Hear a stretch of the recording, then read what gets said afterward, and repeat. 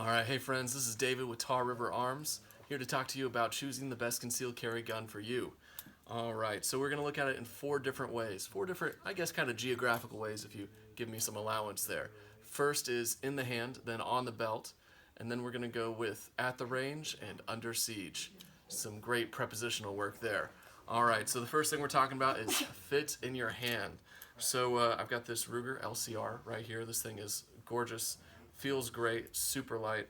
I love it a lot. The grips are fantastic. So when you go to a gun shop, you want to get your hand on there, make sure that it feels great in your hand and that you have the confidence back there. Additionally, you want to check the trigger. Revolvers typically have a heavier trigger. That's just how they work. So you need to check the trigger and make sure that it feels great for you and you're confident with use in a defensive situation in the hand. Next, we have on the belt. So here we have our Sig Sauer P365. This thing is great, one of the best concealed carry handguns that have been developed in the last few years. Fantastic.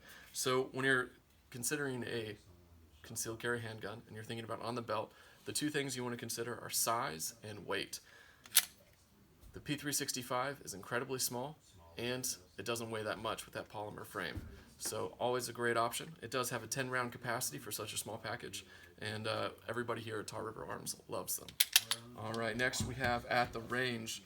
This is our Mossberg MC1SC. This thing is gorgeous. I love everything about this gun, including its safe takedown feature. That's one of their things that they have going on with this gun. So at the range, you want to make sure that you have a gun that is comfortable in your hand so you can practice with it. Because at the range, you're practicing for defensive situations. You want to make sure that you like shooting it, so that way you get the practice in and you're confident when the time comes to actually use it. Next is caliber. This is a 9mm. It has a 6 or 7 round capacity depending on the magazine that you put in there. When you're considering your concealed carry handgun, you need to choose the caliber that you can afford and that you can control. 9mm is the perfect one for me. Make sure you choose the best one for you. And then finally, when we're talking about under siege, there you need to be confident with the gun that you have. This happens to be a Glock 43X in rose gold. Yeah, you can rock this gun. I kind of want it myself. So this thing is a 9mm, is a 10-round capacity, and it is great for a defensive use situation.